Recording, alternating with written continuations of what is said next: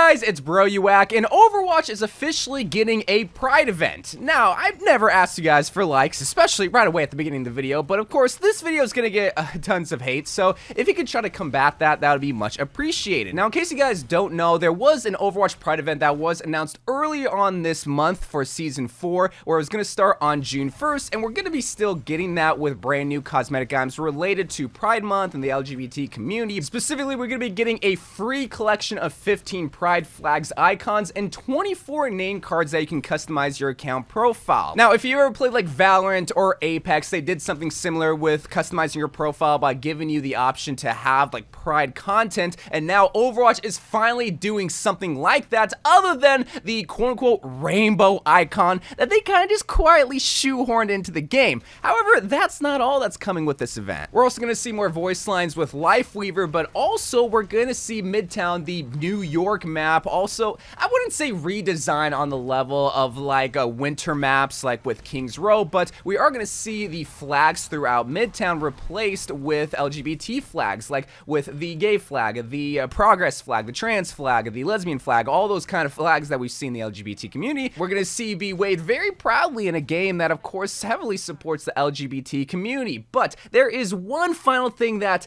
I just know is going to receive lots and lots of controversy. We're also going to be getting out of game lore that is officially canon, where we're going to be getting a short story revolved around PHARAH and Baptiste, where they're going to make it official that PHARAH is lesbian and Baptiste is bisexual. Now, first and foremost, I want to say that I applaud Blizzard for finally just taking a stand, not only for making an actual, I don't know if people would class this as an actual event of the likes of the Winter Wonderland event, but nonetheless, I'm just glad that they're actually doing more than just giving the rainbow icon. They're making a whole entire, even if it's just a mini event, still making it a mini event with cosmetic items and content and heroes that we play on a day-to-day basis, represents something that is very scrutinized and marginalized and actually is getting representation in the game, just like how other video games are doing now, especially a game like Apex that have been doing this for years. Not only that, but we're also getting representation for WLW and also having someone come out as bisexual. And of course, Lifeweaver, it was already announced when he came out that he was pansexual as well, and he's also looking, hey, he's looking real good. I think so many people forgot that he was pan because they were just so baffled by his great looks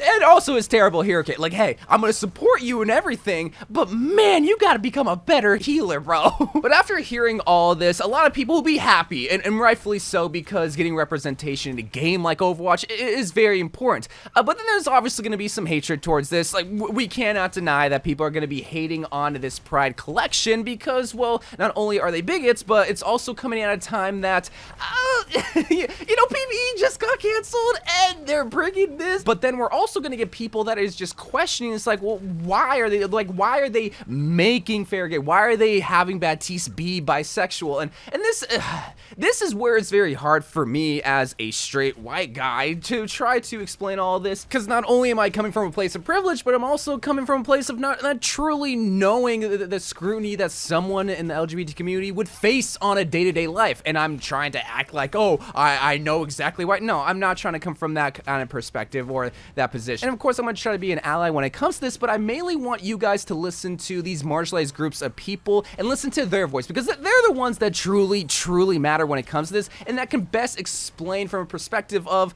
people that are marginalized. So first and foremost, let's talk about PHARAH and Baptiste being lesbian and bisexual respectively, because some people, even within the LGBT community, might even see this as a marketing scheme or something that is not truly authentic, because, okay, they waited 6 years for these heroes to come out. Why didn't they do it when Soldier and Tracer came out a while ago, as if there was some sort of protocol, like, okay, everyone who's part of the LGBT community, you have to come out at this day. It obviously doesn't work like that. Some people will argue it's like, oh, I appreciate them giving representation, but they're clearly only doing this for marketing purposes. And for me, I'm just gonna lay it flat out to y'all, it ain't that deep. If they want to make the whole roster gay, then it really doesn't matter, and frankly, it also just doesn't really hurt you. It doesn't. It doesn't change your day-to-day life. If they decide to come out and say that May is asexual, it does not affect my play with May because I'm still gonna be complete trash with her. But what it does do is it validates people that identify as asexual. It makes them feel like, hey, like my favorite video game is actually validating me by having representation in my favorite video game. It doesn't hurt you, man. Same thing with making PHARAH lesbian and Baptiste bisexual because, whoa, go figure, people are lesbian and bisexual, pan and gay in the real world.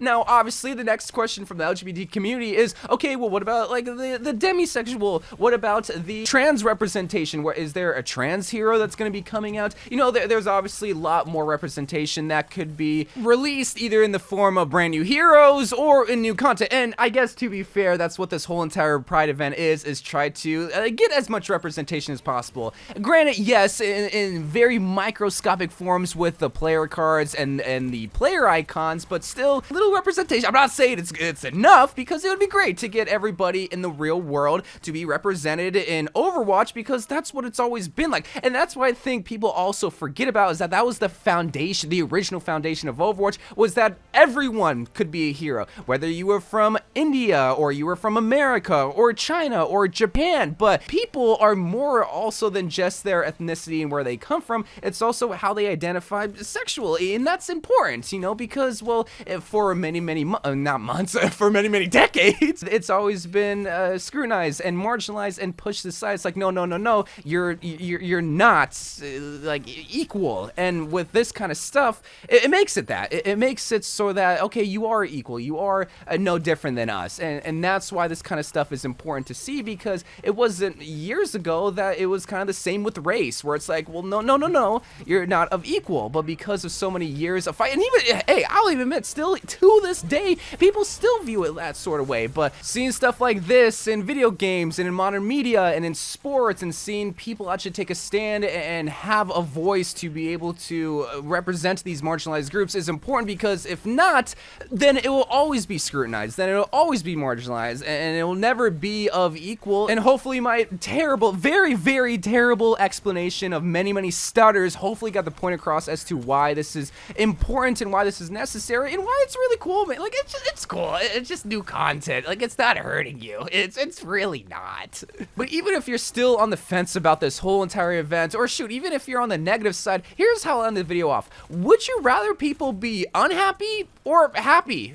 Because with this event, this makes way more people happy and feel good and comfortable in their skin than not. I promise you, way more people are gonna be happy because of this event. And for me, that's a no-brainer. Yeah, dude, like, do it. Even if it makes only one person happy, that's the whole point of these events. Because I know whenever a Overwatch event, like with the Winter Wonderland event, and I see a May skin, that makes me happy. So I can only imagine, like, I can only imagine somebody that is scared to be their true selves to get representation in a game like Overwatch, either in the form of heroes or just even by little icons and player cards. Man, I cannot imagine just how valid they must feel. And that's why I really like this event, because I know for somebody out there, this could save them, man. I don't know, man. Maybe that's way too dramatic, but maybe it could. But anyway, that is the Pride event. It comes out on June 1st. Let me know what you think about try